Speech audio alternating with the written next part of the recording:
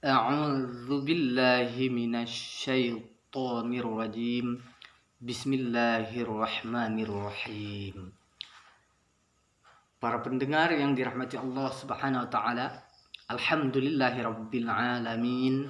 Allahumma shalli ala sayyidina Muhammad wa ala ali sayyidina Muhammad. La haula wala quwwata illa billahil aliyyil azim. Kita akan lanjutkan kajian tentang makharijul huruf hijaiyah yang kelima, yaitu huruf jim, yang salah satu di antara dari 3 huruf yang keluar dari tengah lidah kita. Huruf jim, ya, dan sya merupakan huruf yang keluar dari tengah lidah kita. Oleh sebab itu kita harus membunyikannya seperti huruf J dalam bahasa Indonesianya, namun tidak boleh disertai keluarnya nafas. Saya akan contohkan: jaji jubaj jujang jani jaj naminal mujni majijang jani ja. Di dalam huruf jim ini ada hukum tajwid qalqalah, memantul. Apabila dia asalnya mati, maka qalqalah sugro, kecil, pantulannya sedikit saja. Tetapi kalau asalnya hurufnya itu hidup atau berharokat, lalu kita matikan, maka dia qalqalah kubro, pantulannya lebih kuat daripada qalqalah sugro. Dan di dalam huruf jim ada hukum ikhfa. Apabila ada tanwin atau nun sukun bertemu dengan huruf jim yang merupakan salah satu di antara 15 huruf ikhfa, maka dia harus dibaca ikhfa samar-samar. Di dalam contoh ini ada 2 tempat. Sambil kita menyamar-nyamarkannya, maka kita dengungkan 2 sampai 3 ketukan. Saya akan contohkan sekali lagi.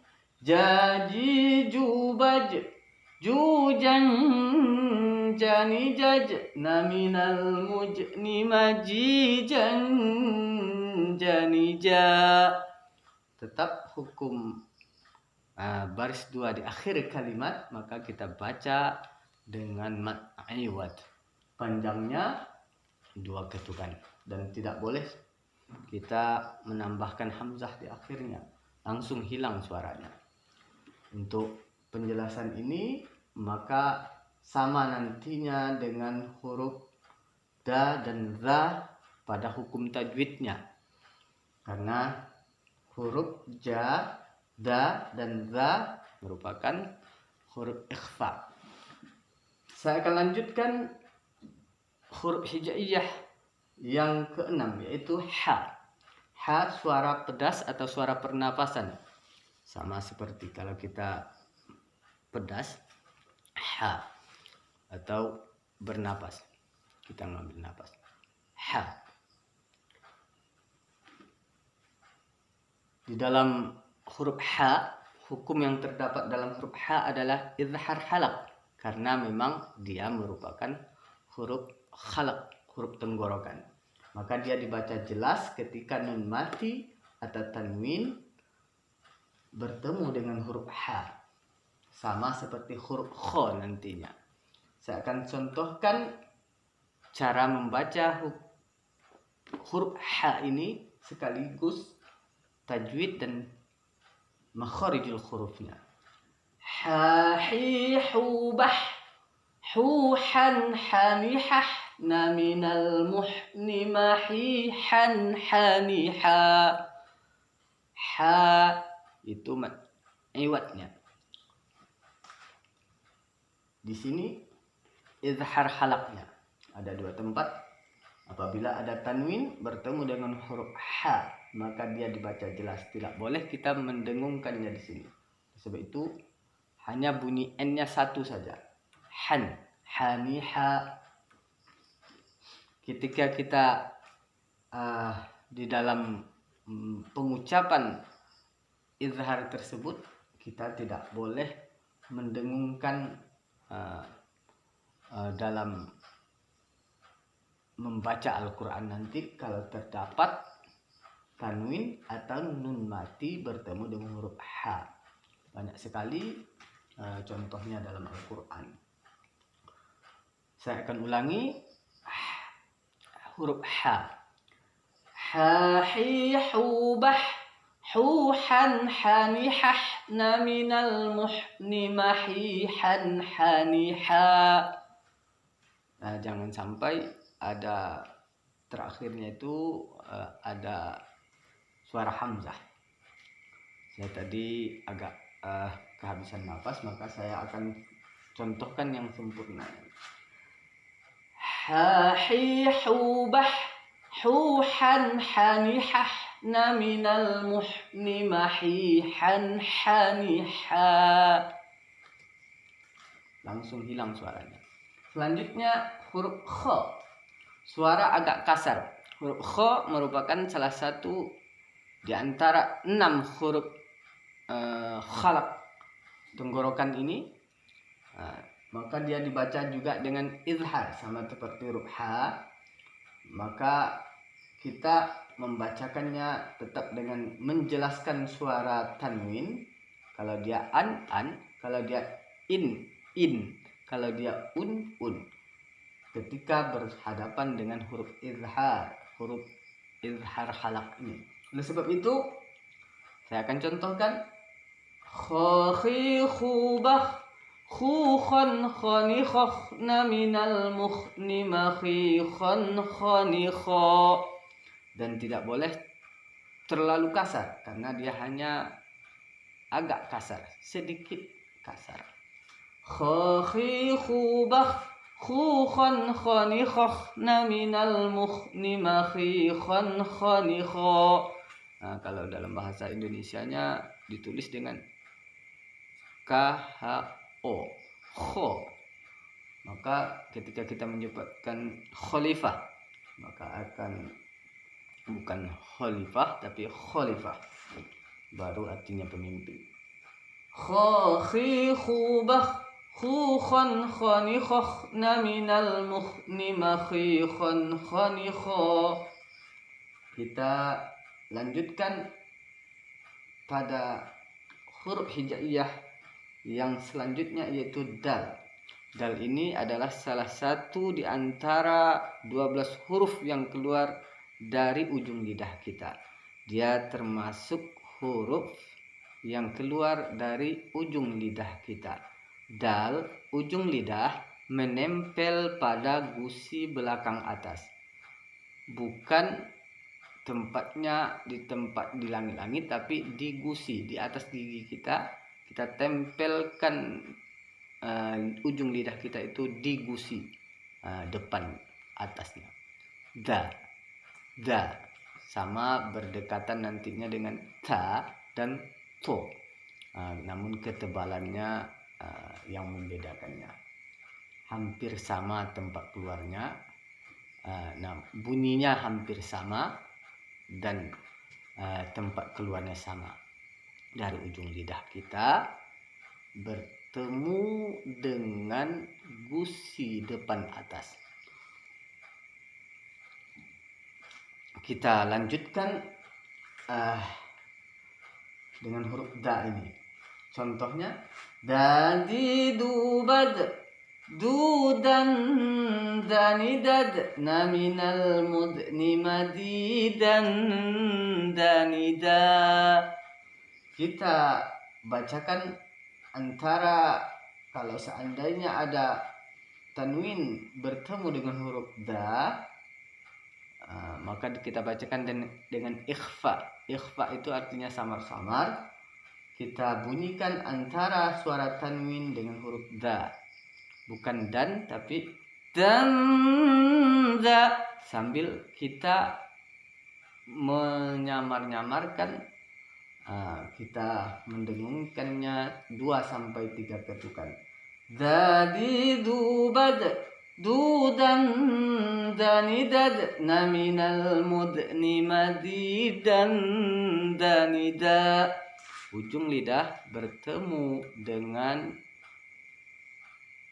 gusi depan atas. Di dalam huruf da ini juga terdapat huruf qalqalah sebagaimana yang saya jelaskan di awal, yaitu huruf memantul. Huruf ja, da merupakan huruf qalqalah, maka dia sama seperti bola yang dijatuhkan, maka dia akan memantul.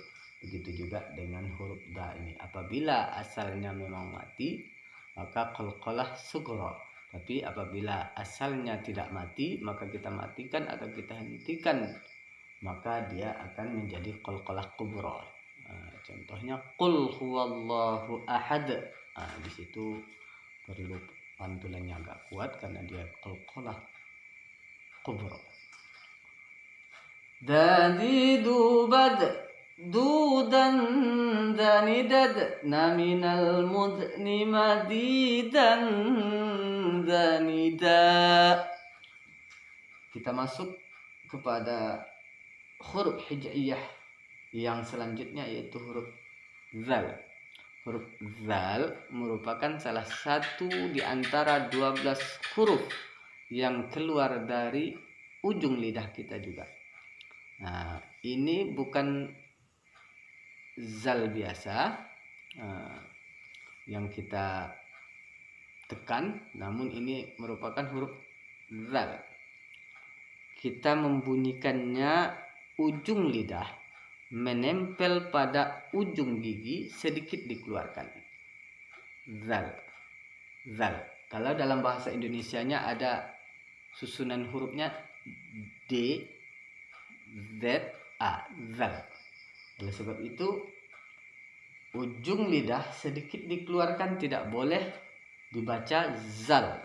Nah, ini perlu dijelaskan perbedaan antara zal dengan zal.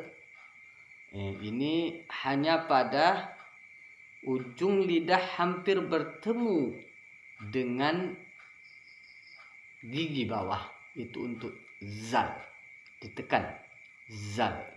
Suara kalau di dalam bahasa Indonesianya itu Z-nya, suara Z-nya, huruf Z-nya. Oleh sebab itu beda dengan huruf zal. Ujung lidah kita tempelkan di ujung gigi, sedikit dikeluarkan. Zal. Zazizubad zuzan zanizazna minal muzni mazizan zaniza. Hukum tajwidnya juga termasuk salah satu di antara 15 huruf ikhfa. Maka dia hukumnya ikhfa, kita samar-samarkan. Zanizazna minal muzni mazizan zaniza. Ada perlu penjelasan di mana kita menyamar-nyamarkan ini tersebut pada video yang sebelumnya, sama seperti kita melihat seseorang yang datang dari kejauhan, kemudian semakin lama semakin dekat maka semakin jelas orang tersebut. Ketika sudah berhadapan maka sangat jelas sekali orang yang kita lihat. Sama seperti samar-samar di sini, ketika kita membunyikan huruf ikhfa tersebut, kita membunyikannya antara bunyi tanwin atau bunyi nun sukun atau nun mati dengan huruf ikhfa tersebut. Ketika setelah sampai pada 2-3 ketukan, maka kita bunyikan huruf ikhfa tersebut. Sebagaimana contohnya di sini huruf za. Zazizubad zuzan zanizazna minal muzni mazizan zaniza. Oleh sebab itu kita akan lanjutkan pada huruf setelah zal, nanti ro dan zai selanjutnya. Untuk pertemuan kali ini mohon maaf atas segala kekurangan dan khilafan. Saya sudahi, wabillahi taufiq wal hidayah. Assalamualaikum warahmatullahi wabarakatuh.